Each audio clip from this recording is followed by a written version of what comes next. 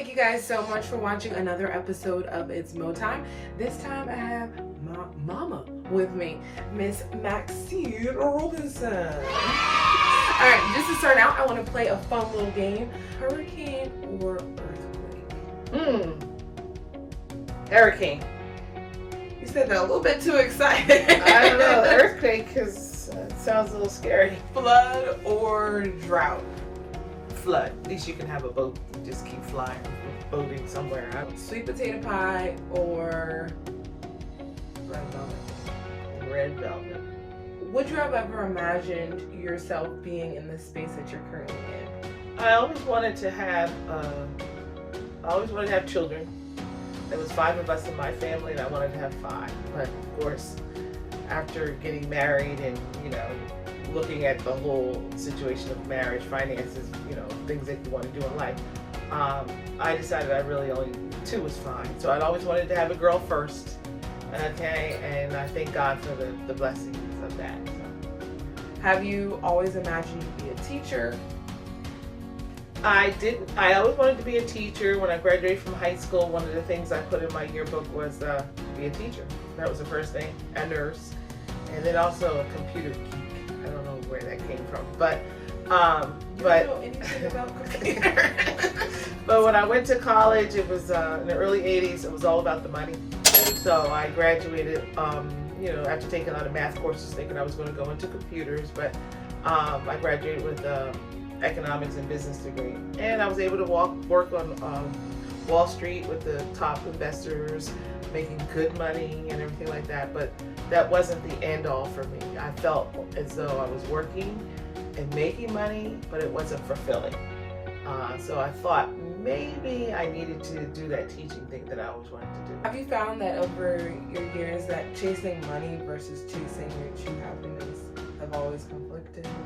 Until then, I knew I always wanted to be the parent that was always watching over my kids when they came home from school, watching over their grades, making sure they were doing what they were supposed to do, and making sure they were home when they were supposed to be home. So that was the conflict there. My husband also worked in finance. He was always on the go. And so I felt as though that I needed to make that sacrifice. But I always wanted to be a teacher, so it was like a win-win for me. Was there a particularly proud moment that you've had watching me grow? Absolutely. I think it all culminated in your senior year, but it did start back in your freshman year when you had the opportunity to make the varsity cheerleading squad. That was ultimate. But at the senior years, when it all came to pieces, where all the hard work really paid off. You were involved in your student government. I believe you were second president or something. I don't know what they gave you the title. And then you had a new principal last couple of years in your high school, and he thought you were the president of the class. So I said, Monique, did you tell him you were the president? He goes, no, I didn't tell him I was the president. But somehow you guys worked well together, and it all ended when graduation, when he presented you with the principal's honors award, and I felt all that hard work you did from freshman year to senior year really paid off for you. And so I knew you were well on your way. The good thing about parents, they remember everything you usually forget, because I forgot all of that. So what was the 24? So what was the 24-year-old Maxine like? As I said, my goal was to get to Wall Street, graduating from college. So I was really excited to have that opportunity coming from South Jersey, which is considered the southern part of New Jersey, where people ask you how the cow's doing, and all that kind of stuff. Not the cow. So I just never had the opportunity to go to a big city to really enjoy. So I made that accomplishment. So I was really involved. I'm involved with my sorority, Zeta Phi Beta sorority at that time. You had to shout that out. And so I was really on the move with them, as far as on the graduate level.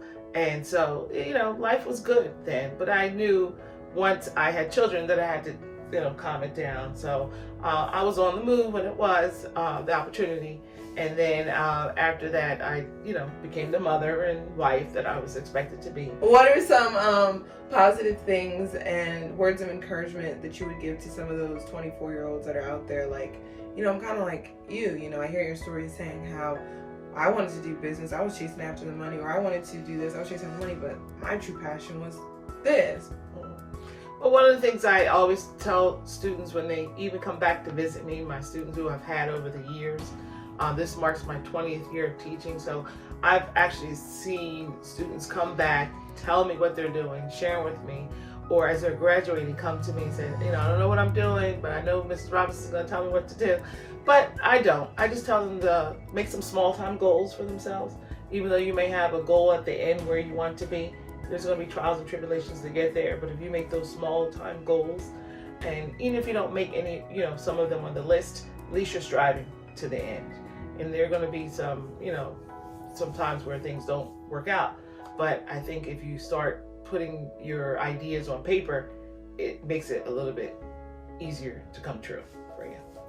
That's real. Because even with this whole video thing, that was like, I had an idea and then I wrote down, and going back to school, kind of had the idea, wrote it down in my 2019, you think your goals for the year, whatever. I wrote it down. So writing things down do make a difference. Is there anything else that you want to add? I didn't get to ask. Oh, I just want to share with everybody, when Monique was little, she used to talk too much. And how I can validate that is with her teachers. I used to go to parent conferences, and kindergarten, first, second grade teachers like, oh my God, Monique just talks so much. Can you really work on her with that? And I, at one point, I'm like a parent where it's like, if I talk to her, I just need to know, what am I talking about? Is she asking questions that are silly, or she's just talking? So what happened was, after her third grade year, I went to a conference, and the teacher, I'm waiting for the teacher to give me that comment. And so she didn't. So at the end, I said to her, can I ask you something? I just wanted to know why you didn't tell me, Monique doesn't talk, Monique talks too much or whatever. And she goes, oh no.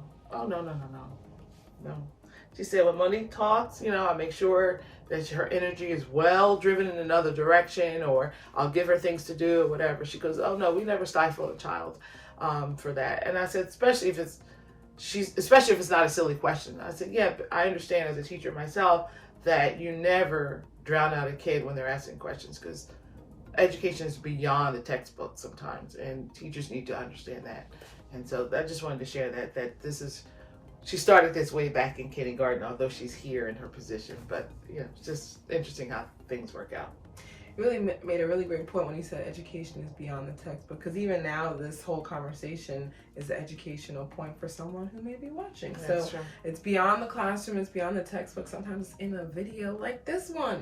And thank you guys so much for watching. I'm so happy to have my mom, happy to be home enjoying this Thanksgiving holiday. And I hope you guys have enjoyed your Thanksgiving holiday with your family. Thank you, Mama. Sita. Adios.